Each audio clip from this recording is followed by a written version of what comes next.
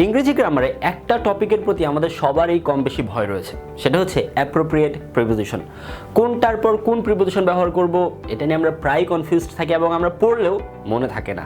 তো আজকের ক্লাসে আমরা খুবই অদ্ভুত একটা পদ্ধতিতে আমরা শেখানোর চেষ্টা করব এবং আশা করি এই পদ্ধতিটা আপনাদের সবার কাজে লাগবে এবং আপনারা appropriate preposition, that means fixed প্রিপোজিশনের সকল প্রবলেমের সমাধান করে ফেলতে পারবেন আজকের এই ক্লাসটার মাধ্যমে। তো আশা করি ভিডিওটা শুরু থেকে শেষ পর্যন্ত দেখবেন।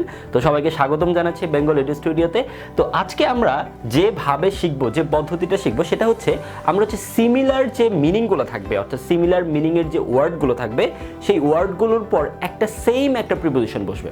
বুঝেন নাই? দেখেন এখানে যেমন রয়েছে harmful, injurious, detrimental, baneful, disastrous, threat, menace. আচ্ছা, এই ওয়ার্ডগুলো প্রত্যেকটাই দেখেন কাছাকাছি কিন্তু মিনিং। যেমন হার্মফুল মানে কি? ক্ষতিকর। ইনজুরিয়াস মানে কি? ক্ষতিকর। তারপরে ডেট্রিমেন্টাল মানে কি? ক্ষতিকর। যারা ওয়ার্ড মিনিং জানেন না এগুলার, তাদের জন্য নতুন নতুন ওয়ার্ডটাও শেখা হয়ে যাবে। তারপর বেনফুল মানে হচ্ছে ক্ষতিকর। দ্যাট মিনস এখানে প্রত্যেকটা ওয়ার্ডই ক্ষতি নির্দেশ করে, অর্থাৎ ক্ষতি কারক এরকম কিছু বোঝায়। তো এগুলোর পর এই যে এখানে আমরা 1 2 3 4 5 6 7 8 প্রায় 7টা বা 8টা ওয়ার্ড দেখছি, এই প্রত্যেকটার পর আমরা প্রিপোজিশন ব্যবহার করব হচ্ছে গিয়ে টু। তো আমরা শিখবো এভাবে: harmful to, injurious to, detrimental to, baneful to, disastrous to, threat to, menace to. তো আমরা এখানে শিখলাম যে ক্ষতিকর যে ওয়ার্ডগুলো এখানে রয়েছে আমরা লিখেছি harmful, injurious, detrimental, baneful, disastrous, তারপর হচ্ছে থ্রেড অ্যান্ড মিনাস। এগুলোর পর আমরা প্রিপোজিশন ব্যবহার করবো হচ্ছে গিয়ে টু। মনে থাকবে আশা করি।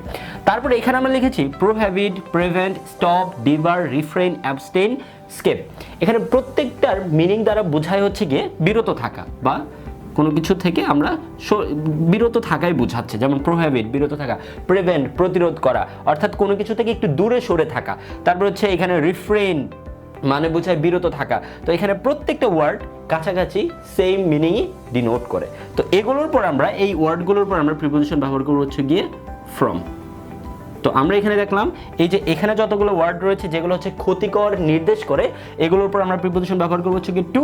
আর এখানে যতগুলো ওয়ার্ড রয়েছে এই ওয়ার্ডগুলো নির্দেশ করা হচ্ছে গিয়ে বিরত থাকা বা দূরে থাকা কোনো কিছু থেকে। তো এগুলোর উপর আমরা প্রিপোজিশন ব্যবহার করব হচ্ছে গিয়ে ফ্রম। তো আমরা নিচে দুটো প্রশ্ন দিয়েছি, এখানে রয়েছে দেয়ার আর সাম থ্রেড ড্যাশ দ্য ফাংশন। তো থ্রেড এই ওয়ার্ডটা রয়েছে, এখানেও দেখেন থ্রেড রয়েছে।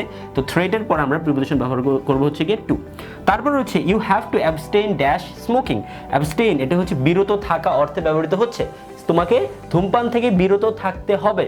তো যেহেতু বিরত থাকা অর্থে ব্যবহৃত হচ্ছে, এখানে আমরা ইউজ করবো হচ্ছে গিয়ে অ্যাবস্টেইন ফ্রম। তো এখন আমরা আরও কয়েকটা ওয়ার্ড দেখবো যে ওয়ার্ডগুলোর পর আমরা ফিক্সড প্রিপোজিশন খুব সহজে শিখে নিব। এখানে আমরা আরও কিছু ওয়ার্ড দেখতে পাচ্ছি, যেমন এখানে রয়েছে favourable, beneficial, essential, conducive, profitable, lucrative. এই ওয়ার্ডগুলো দ্বারা বোঝায় হচ্ছে লাভজনক বা আমার জন্য ভালো কোনো কিছু বোঝায়। তো এই ওয়ার্ডগুলোর পর আমরা প্রিপোজিশন ব্যবহার করবো হচ্ছে গিয়ে টু। তো আমরা মনে রাখবো favourable to, beneficial to, essential to, conducive to, profitable to, lucrative to. আমরা যদি কয়েকবার পড়ি আশা করি আমরা মনে রাখতে পারবো। তারপরে রয়েছে ফিল্ড, ক্রাউডেড, ইনফেস্টেড, ওভারওয়েলমড, থ্রনসড আর টিমিং। তো ফিল্ড আর ক্রাউডেড দেখে আমরা আশা করি বুঝে নিয়ে গিয়েছি যে এগুলো দ্বারা বোঝাচ্ছে পরিপূর্ণ বা যেখানে একদম পুরো জনবহুল এরকম বোঝাচ্ছে।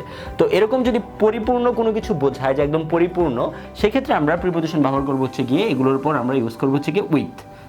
যেমন হবে হচ্ছে filled with, crowded with, infested with, overwhelmed with, thronged with, teeming with. তো আমরা এখানে ওই ওয়ার্ডগুলো দ্বারা আমরা বুঝলাম হচ্ছে গিয়ে পরিপূর্ণ অর্থে ব্যবহৃত হচ্ছে, পরিপূর্ণ অর্থে ব্যবহৃত হচ্ছে। আর এখানে এই ওয়ার্ডগুলো ব্যবহৃত হচ্ছে লাভজনক বা যেটা ভালো অর্থে, পজিটিভ সেন্সে ব্যবহৃত হচ্ছে। তো আমরা এখানে উদাহরণ দিয়েছি, এই উদাহরণগুলো আমরা সলভ করি। এখানে হচ্ছে walking is essential dash health. Essential তো এটা হচ্ছে লাভজনক অর্থে ব্যবহৃত হচ্ছে। তো এসেনশিয়ালের পর আমরা জানিও যে এরপরে প্রিপোজিশন ব্যবহার করবো হচ্ছে কি টু। তারপর হচ্ছে I am overwhelmed dash their attitude. তো ওভারওয়েলমড কি? আমি একদম তাদের আচরণে মুগ্ধ, যে আমি অনেক বেশি যা প্রত্যাশা করেছিলাম তার থেকেও বেশি কিছু হয়েছে। তো এখানে বোঝাচ্ছে পরিপূর্ণ অর্থে ব্যবহৃত হচ্ছে। তো এখানে আমরা প্রিপোজিশন ব্যবহার করবো হচ্ছে গিয়ে উইথ। তাহলে পুরো সেন্টেন্সটা হবে হচ্ছে গিয়ে I am overwhelmed with their attitude.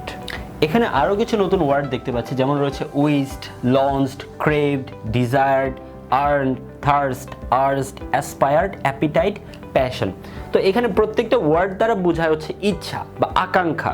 তো এখানে এই ওয়ার্ডগুলোর পর অর্থাৎ উইশড, লঞ্চড এগুলোর পর আমরা প্রিপোজিশন ব্যবহার করবো হচ্ছে গিয়ে ফর। আমরা এভাবে মনে রাখবো wished for, longed for, craved for, desired for, yearned for, thirst for, athirst for, এভাবে আমরা প্রত্যেকটা মনে রাখবো। দ্যাট মিনস এই ওয়ার্ডগুলো তারা বোঝাচ্ছে হচ্ছে ইচ্ছা, ইচ্ছা অথবা আকাঙ্ক্ষা, অথবা আকাঙ্ক্ষা বোঝাচ্ছে হচ্ছে এই ওয়ার্ডগুলো দিয়ে। তো এগুলোর পর আমরা ইউজ করবো হচ্ছে গিয়ে ফর।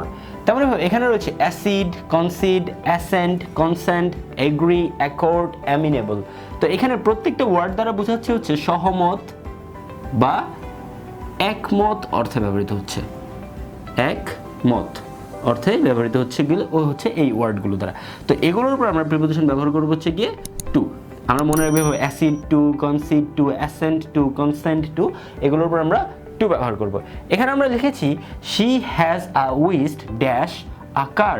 তো উইশড ড্যাশ আকার, এখানে উইশড এটা দ্বারা বোঝাচ্ছে হচ্ছে গিয়ে ইচ্ছা বা আকাঙ্ক্ষা। তো এরপর আমরা কোন প্রিপোজিশন ব্যবহার করব? অবশ্যই আমরা ইউজ করবো হচ্ছে গিয়ে ফর। তারপর হচ্ছে দে আর এগ্রি ড্যাশ মি, তারা আমার সাথে একমত। তো এখানে এগ্রি যেহেতু রয়েছে আমরা এখানে শিখেছি এগ্রি, এটার পর আমরা প্রিপোজিশন ব্যবহার করবো হচ্ছে গিয়ে টু। তাহলে এখানে ব্যবহার করবো হচ্ছে গিয়ে দে আর এগ্রি টু মি। তো আশা করি আমরা যে এখানে যতগুলো ওয়ার্ড দিয়েছি এই ওয়ার্ডগুলো আপনারা বারবার পড়ার মাধ্যমে আয়ত্ত করে ফেলতে পারবেন। পার্ট 2-তে আমরা আরও নতুন কিছু ওয়ার্ড ইউজ করব, যে ওয়ার্ডগুলোর পর আমরা কিছু ফিক্সড প্রিপোজিশন ব্যবহার করে থাকবো। তো আপনাদের আশা করি ভিডিওটা ভালো লেগেছে। যদি ভালো লেগে থাকে আমাদের চ্যানেলটিকে সাবস্ক্রাইব করে রাখতে পারেন। তো আজ এই পর্যন্তই, আসসালামু আলাইকুম।